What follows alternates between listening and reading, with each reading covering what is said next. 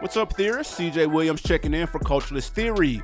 We cap off Will Smith week here on the channel with his 2010s to present day movies ranked. Yes, we're including the newly released Bad Boys Ride or Die. For this list, we will only include movies he starred in, so no cameos. Sorry, Anchorman 2 and Winter's Tale. Also, no films where he played himself. Shout out to Student of the Year 2. Now, without further ado, let's get to it. Number 14.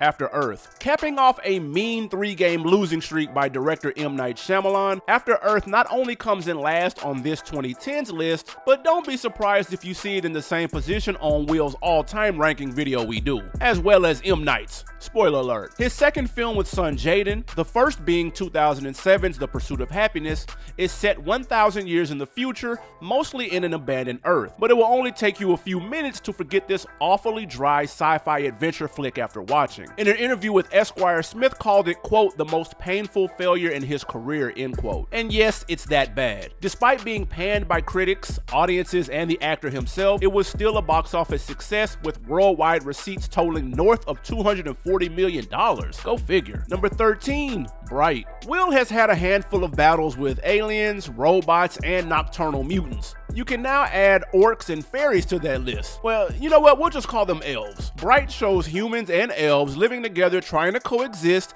and one of said elves joins the police force with Will as his partner. There's a plot surrounding a magic wand and a little elf girl they have to protect or something. Look, the plot stinks. There's little to no world building, with only a smidge of exposition as to how we got to this point of elves and humans living side by side to begin with. Normally, here's where we would reference a memorable performance, scene, or actor. Unfortunately, none of the above exist. The action is okay, but mostly shadowed by darkness, and Smith does a serviceable job. The movie has a hard time figuring out if it wants to be a buddy cop, sci-fi, or social commentary flick. Just trying to get along and have a good life. All of the races are different. Just because they're different doesn't mean anybody's better or worse than anybody. So it tried to be all three. How director David Ayers went from End of Watch to this is beyond us. The budget for this straight-to-Netflix project was north of $100 million. We've got to imagine a large percentage of that went into Will's pockets for him to sign up for this magical mess. Number 12, Men in Black 3. The third entry in the Men in Black series sees both main characters returning, but with one in a much more reduced role than the other. Will's Agent J is present for the majority of the film, but Tommy Lee's Agent K is only present for the beginning and the end. In the middle, he's replaced with Josh Brolin, playing a younger version of the stoic veteran. It was a nice touch having an older Will being teamed up with a young Tommy Lee. Brolin does fine playing half Tommy Lee, half Llewellyn from No Country for Old Men, and then the twist reveal at the end was also a nice touch, although you could kind of feel something like that was coming. No, it doesn't recapture the magic of the original, and to be honest, it's probably safe to say we won't see Will or Tommy Lee in any Men in Blacks moving forward, at least we hope.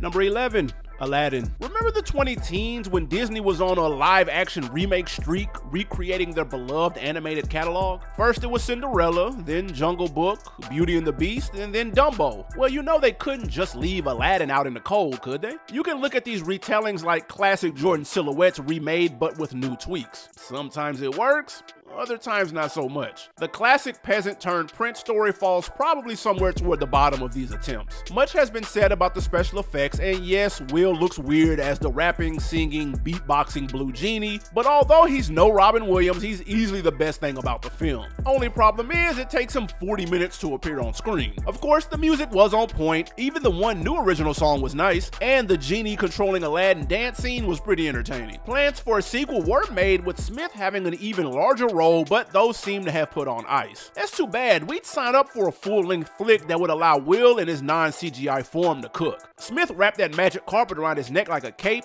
but still couldn't keep this one from flying only slightly above average. Number 10, Gemini Man. Another science fiction strikeout for Smith. Look up wasted potential in the dictionary and you'll see a poster for this movie next to it. The Ang Lee produced action flick at least got the action part right. Script and plot, on the other hand, are paper thin. Will plays a hired gunman looking to exit the game, but the higher-ups have other ideas. He's one of the most skilled assassins in the world, so they cooked up a plan to clone him and have the younger, more naive, fake Will take out the seasoned vet. One of the first handful of movies to rely rely heavily on de-aging technology, for the most part it's okay, not bad enough to be a major distraction. We'll let it slide for the top tier action that saved this one from just being unwatchable. Word on the street is a sequel was in the works, but that fizzled out as of 2022. If done properly, this could have been a fresh take on the retired sniper film cliche. Emphasis on if. Number 9, Collateral Beauty. So, show of hands, who's in the mood for a sad story during the Christmas holiday season? No one?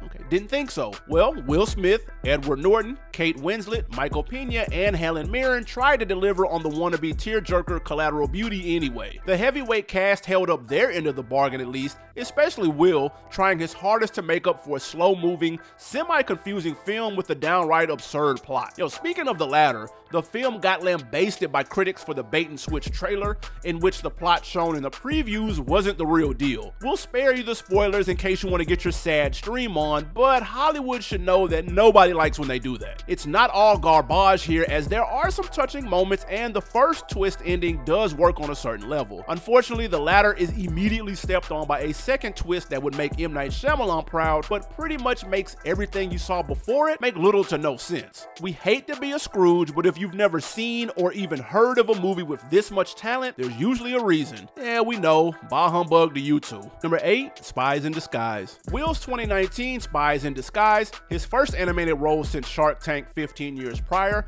was a solid kid flick that does just enough to keep mom and dads interested in the process. Maybe the closest we'll get to a black James Bond, the Fresh Prince stars as a spy that accidentally gets turned into a pigeon by his tech sidekick played by Tom Holland. Is the premise silly as hell? Clearly, but Will's unique voice is tailor-made for this type of movie. Supporting characters voiced by Rashida Jones, Reba McEntire, and DJ Khaled of all people work as well. Great music, funny enough dialogue, and a fast pace makes this a fairly easy watch. Not the greatest animated film by any means, but a serviceable one that deserves more box office receipts than it received. Number 7, Suicide Squad. Okay, is this a safe space? We don't hate 2016 Suicide Squad as much as the rest of the world did. Are there flaws? Absolutely. Was 2021's follow-up better? Sure.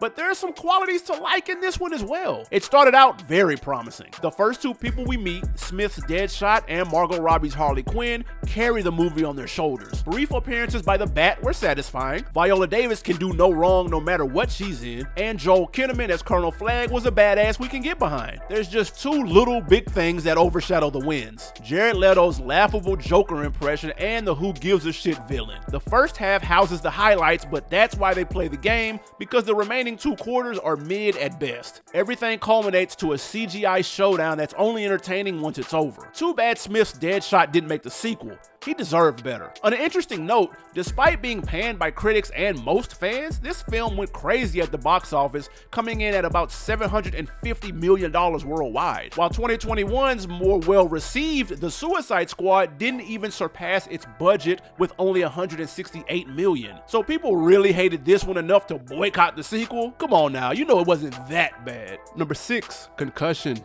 God did not intend for us to play football. A bold proclamation from Dr. Benin Amalu, a forensic pathologist who is largely credited for the discovery of the NFL's connection to CTE. Will Smith plays the lead character who up until the early 2000s had never watched a football game in his life. So imagine to his dismay when he watched sports recap shows that would highlight when someone got laid out entirely. Remember that jacked up segment on ESPN? Right there. All we can tell is that somebody named Mike got jacked up. Well, looking back, it's aged like milk. Despite the intriguing and important nature of the subject and a strong performance by Will, the film is not as great as we would have liked it. The movie could have done a better job of showing the uphill battle he was against going toe-to-toe with the most popular sport in the country. He learned quickly that the numbers on the scoreboard aren't the ones that really matter. You want to guess what the NFL did in annual revenue in 2022? Hey, if you guess $9 billion, you're gonna need to double it. It was $18 billion in annual revenue brought in. So good luck getting that shut down. It kind of reminds us of when the series Playmakers came out on ESPN and was a little too real for TV, so the NFL had sponsors pull their ads, causing the cancellation of the show. Allegedly. But back to Concussion, there's a romance storyline that adds nothing to the film and no real sense of how much time has lapsed in between events. Still, a solid, although safe viewing, it's good enough for a one and done watch. While it's not an unforgettable film, it will make you think twice before letting Johnny sign up for Pee-wee. Number 5, Emancipation. The first movie released after Will did you know what to you know who, Emancipation tells the true story of an 1860s runaway slave whipped Peter trying to make his way to Baton Rouge, where President Lincoln had just issued the Emancipation Proclamation to end slavery. On his heels are a pair of slave catchers and their rabid dogs that have other intentions for old Pete. While we understand slave flicks aren't likely to be on anyone's wish list of must-see movies in this day and age, we will say this one was better than expected. Director Antoine Fuqua does a great job depicting the horrid living conditions, with slaves dropping dead from exhaustion or being killed in the middle of a workday. An interesting decision was made though to shoot the movie in a black and white-ish hue, because in some scenes there's pops of green grass or orange flames, and then in other scenes those same items are black and white just like everything else. Not sure what the reasoning behind when to do that or not was, but it did add character. And speaking of characters, the Louisiana Swaps played one in themselves, with Will making his way through alligator and snake-infested swamps. With a runtime just shy of 2.5 hours, we could have done without one or two of the Will just barely gets away from the slave catcher scenarios, as they began to get a little redundant. Then as soon as you think the film is over, it transitions into a full-blown war epic. Whether you're a fan or not of this genre, we recommend you don't shy away from this one. Next time you get your hands on an Apple TV Plus promo code, give it a peek. Just prepare your mind first. Number 4, Bad Boys Ride or Die. It's always scary hours when beloved franchises start to get past trilogy territory. The chances of it being better or at least on par with the previous films get slimmer and slimmer. Thankfully, we can say the 4th installment in Bad Boys is an enjoyable entry in a series that honestly hasn't missed. After 20 plus years, Martin and Will's chemistry is still intact, and the reinvention of the series has worked by staying true to the original Michael Bay films while doing enough to stay fresh. The action is fun and the jokes for the most part land. Seriously, one could argue the 2 biggest laughs in the series can be found in Ride or Die. Sure, we saw the twist villain reveal a mile away, and the main baddie gets little to no character development, but who cares? We want to be wowed with creative action scenes and enjoy laugh out loud moments. Mission accomplished. They do need to be careful not to get too unrealistic with these fight scenes though. Don't want to start creeping into that Fast and Furious territory. Number 3, Bad Boys for Life. So after 15 years and a slew of delays, was revisiting the Bad Boys franchise for a 3rd time a good idea?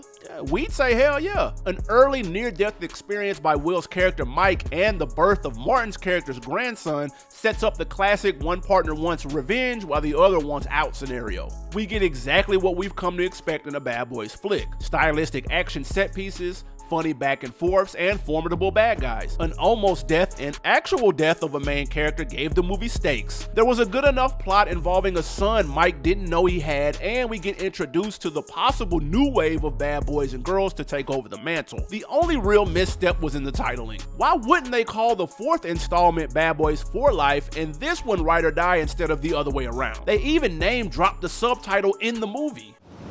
We ride together. We die together. Bad Boys for Life! Guess they didn't expect the box office results to do what they did, or they probably would have rethunk that. Number 2, Focus. In 2015's Focus, Will plays a charismatic OG con artist running $1 million scamming ring. Early on, he meets, then recruits Margot Robbie's Jess, an amateur con woman, and then decides to take her under his wing. He convinces her to roll with him to the Super Bowl for one big con she may or may not have known she was in on. Will and Robbie make scamming look easy in New Orleans as chemistry between the two oozes through the screen. But the happy times are short-lived as things get turned upside down from there. We'll save the rest in case you haven't seen it, but the film has an uncut gems level of anxiety. The way Jay-Z uses entendres is the same way Focus uses the double and triple cross. The film keeps you on the edge of your seat, guessing at who to trust, and most importantly, keeps you entertained. Make sure to tap into this brisk hour and 40-minute jewel if you slept. Number 1, King Richard. The movie that brought Will that coveted Oscar statue is not only his best film of the 2010s, but also makes a strong case as his number 1 film overall. Not your traditional sports flick, the film follows the origin story of 2 of tennis's biggest stars, Venus and Serena Williams, but the spotlight is mostly on their determined father, Richard Williams. Richard had a master plan to make sure his girls became tennis professionals by any means necessary. If that meant lessons at night or in the rain, so be it. Labeled crazy by everyone from strangers to neighbors, you can certainly see why they were skeptical. Think LeVar Ball before LeVar Ball. Even when he uses shady tactics dealing with potential coaches, it's difficult not to root for the dad as he's doing this in the name of his little ones. King Richard pulls off what so many other recent biopics have been unable to do, which is to avoid the Wikipedia style of storytelling and actually flesh out characters you're interested in and care about. Strong performances all around, from the Williams sisters to the trainers and both parents. It's about as well acted a movie as you'll see. The movie did poorly at the box office despite having critical acclaim though, so if you missed out, don't cheat yourself, treat yourself to this fantastic something from nothing story. This concludes Wheel Week on the channel. Yes, we've got that all-time wheel list brewing, so hold tight. But in case you missed it, we've got solo rankings of his 90s and 2000s output here. Leave a comment below and tell us which actor you want to see next. Until then, I'm CJ for CT. Peace.